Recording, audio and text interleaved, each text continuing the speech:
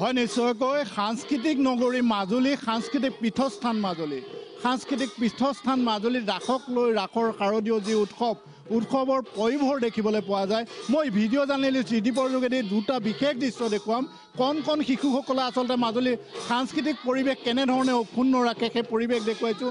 এইসকল কণ শিশুৰ হাতত খোলৰ যি লহৰ খোলত যি বুলনি উঠিছে আৰু সমান্তৰালভাৱে কণ শিশুৱে বৰগীত ধৰিছে আৰু কণ শিশুসকলে এয়া দেখিবলৈ পাইছে যি শিশুলীলাৰ যি অভিনয় দেখিবলৈ পাইছে। এনেধৰণে মাজুলীৰ এক নান্দনিক পৰিৱেশ দেখিবলৈ পোৱা যায়। মই ভিডিঅ' জাৰ্নেলিষ্টৰ যোগেৰে সেই সমগ্ৰ পৰিৱেশ দেখুৱাই থকাৰ সমান্তৰালভাৱে মই সেই বৰগীত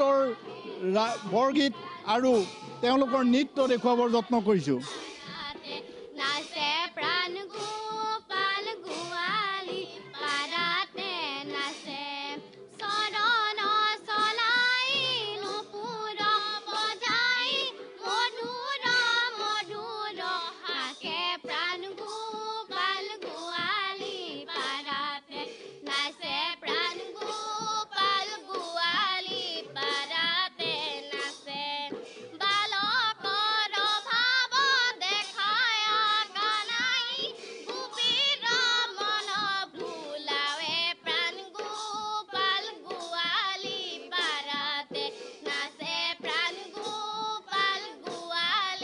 নিশ্চয়কৈ কোভিড প্ৰটকল মানি এইবাৰ মাজুলী জিলা প্ৰশাসনে শিশুলীলা বন্ধ কৰিছে। 10 বছৰৰ তলৰ শিশুসকলক অভিনয় বন্ধ কৰিছে, কিন্তু তাৰ পিছতো দেখা গৈছে এনেধৰণে শিশুসকলে কচৰতৰত হৈ আছে আৰু তেওঁলোকৰ আগ্ৰহ মাজুলীবাসীৰ আগ্ৰহ ৰাসখন সম্পূৰ্ণকৈ পালন কৰা।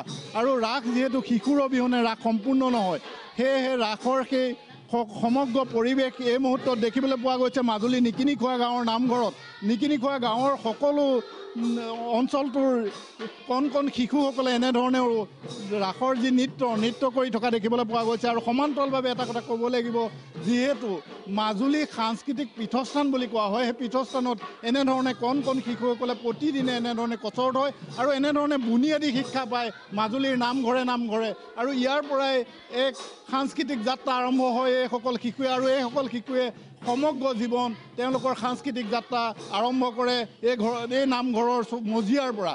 এই নামঘৰৰ যি কীৰ্তন ঘৰৰ মজিয়াতে আৰম্ভ হয় জীৱনৰ আদিপাঠ আৰু এই আদিপাঠৰ যোগেদি তেওঁলোকে সাংস্কৃতিক ক্ষেত্ৰখন আগুৱাই লৈ যায়। সেইকাৰণে মাজুলী সদায় সাংস্কৃতিক পীঠস্থান বুলি কোৱা হয়। আৰু মাজুলীৰ এই পীঠস্থানৰ যি সংৰক্ষণ কৰি আহিছে গাঁৱৰ প্ৰতিজন ব্যক্তিয়ে তাৰ তেনে ক্ষেত্ৰত যথেষ্ট ভূমিকা পালন কৰিছে। মই এগৰাকী ব্যক্তিৰ পৰা জানিব চেষ্টা কৰিম এই সাংস্কৃতিক পীঠস্থানখন বিশেষকৈ মাজুলীৰ যি সাংস্কৃতিক ক্ষেত্ৰখন আগুৱাই নিয়াৰ ক্ষেত্ৰত আপোনালোকে যি কচৰত কৰা দেখিবলৈ পাইছোঁ এই কণ শিশুৱে, এই শিশুসকলক আপোনালোকে উৎসাহিত কৰিছে, অনুপ্ৰাণিত কৰিছে। দেখা গৈছে ৰাসৰ নৃত্য কৰিছে, সন্মুখত ৰাস শাৰদীয় উৎসৱ ৰাসো আহি আছে। এই গোটেই পৰিৱেশটো কেনেধৰণে আপোনালোকে আগবঢ়াই লৈ যোৱাৰ ক্ষেত্ৰত আগুৱাই লৈ গৈছে? আমাৰ মাজুলীৰ সাংস্কৃতিক কেন্দ্ৰৰ আমি ভঁৰাল বুলি ক'ব লাগিব। গতিকে এই মাজুলীৰ যি সাংস্কৃতিক গুৰুজনৰ সাংস্কৃতিক কেন্দ্ৰ, ইয়াত আমাৰ প্ৰথম অৱস্থাতেই আমি শিশুসকলক আমি নামঘৰত মাতি অহাৰ পৰা আৰম্ভ কৰি সত্ৰীয়াৰ বিভিন্ন নৃত্য শিকাই মেলি এই শিশুসকলক আমি মঞ্চলৈ আগবঢ়াই দিয়া হয়। তেনে ক্ষেত্ৰত এই শিশুসকলৰ যি কলা সংস্কৃতি, যি সত্ৰীয়া নৃত্য বা আমাৰ গুৰুজনে যি অৱদান আমাক দি থৈ গৈছে, সেই অৱদান জীয়াই ৰখাৰ ক্ষেত্ৰত মাজুলীৰ বিভিন্ন প্ৰান্তৰ লগতে আমাক নিকিনিখোৱা ৰাইজেও আমি বিভিন্ন সময়ত গুৰুজনৰ যি কলা সংস্কৃতি তাক আমি জীয়াই ৰাখিবলৈ বা তাক আমি পালন কৰিবলৈ আমি সক্ষম হৈছোঁ হওক। তাৰ উদাহৰণস্বৰূপে আজি আপোনালোকে দেখিবলৈ পাব আমাৰ এই নামঘৰত আমাৰ কণ শিশুসকলে বিভিন্ন ধৰণে মাটি অখাৰ পৰা ধৰি বিভিন্ন শিশুৰ যিখিনি নৃত্য সত্ৰীয়া নৃত্য সেইখিনি প্ৰদৰ্শন কৰিছে। আৰু এই শিশুসকলক আমি উৎসাহিত কৰিবৰ কাৰণে আমালোক ৰাইজে আমি যথেষ্ট আগ্ৰহিত। আৰু মই আপোনাৰ পৰা অন্য এটা কথা জানিব বিচাৰিম, যিহেতু সন্মুখত ৰাসত কোভিড প্ৰটকলক বান্ধি দি 10 বছৰৰ তলৰ শিশুসকলে ৰাসত অভিনয় কৰিব নোৱাৰে। 10 বছৰৰ শিশুৰ অবিহনে ৰাসখন সম্পূৰ্ণ হয় জানো? 10 বছৰ তলৰ শিশুসকল নহ'লে আমি ৰাস কেতিয়াও সম্পূৰ্ণ কৰিব নোৱাৰোঁ। ৰাসৰ ক্ষেত্ৰত শিশুৰ যিখিনি লীলা, শিশু লীলাখিনিয়ে হ'ল বেছিকৈ প্ৰযোজ্য হয়। আমাৰ মঞ্চত আমি 5 বছৰ বয়সৰ পৰা আমি শিশুসকলক উলিয়াওঁ, যিহেতু আমি শিশুসকলৰ লৱণোৎসৱৰ পৰা ধৰি আমি বিভিন্ন একেবাৰে মহাৰাসৰ আমাৰ যি কৃষ্ণ নৃত্য সম্পূৰ্ণ ৰাস গুৰুজনে যি আমাৰ ৰাস লীলাৰ সম্পৰ্কে দি অৱদান দি থৈ গৈছে সেইখিনি আমি কৰিব পাৰোঁ। গতিকে শিশুসকলৰ অবিহনে কেতিয়াও আমি ৰাস বোলা বস্তুটো সম্পূৰ্ণ আমি কৰিব পৰা। চৰকাৰক কিবা আহ্বান জনাব নেকি যে প্ৰট'কলটো ভংগ কৰি বিশেষকৈ মাজুলীৰ ৰাসক চৰকাৰে কিছু এই শিশুসকলক অভিনয় কৰাৰ সুযোগ দিয়ক, লাগিলে সামাজিক দূৰত্ব মানি 30 জনৰ ঠাইত 15 জন, এনেধৰণৰ কিবা আহ্বান জনাব নেকি?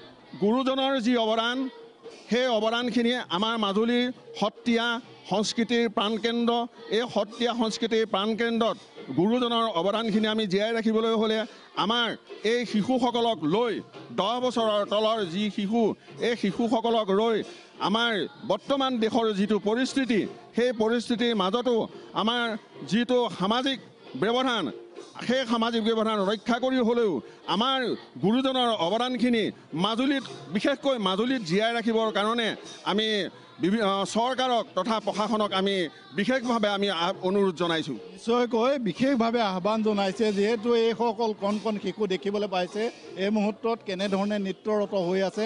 এইসকল নৃত্যৰত শিশুৰ যি অভিনয়, এই অভিনয়ে সকলোকে মুগ্ধ কৰে। বিশেষকৈ মহাপুৰুষ শ্ৰীমন্ত শংকৰদেৱৰ যি কেলিগোপাল নাটকত এইসকল কণ কণ কিশোৰী নহ'লে কেতিয়াও ৰাস সম্পূৰ্ণ নহয়। আৰু এই আহ্বান জনাইছে চৰকাৰ প্ৰশাসনৰ প্ৰতি, চৰকাৰ প্ৰশাসনে যেন বিশেষ ভূমিকা পালন কৰে।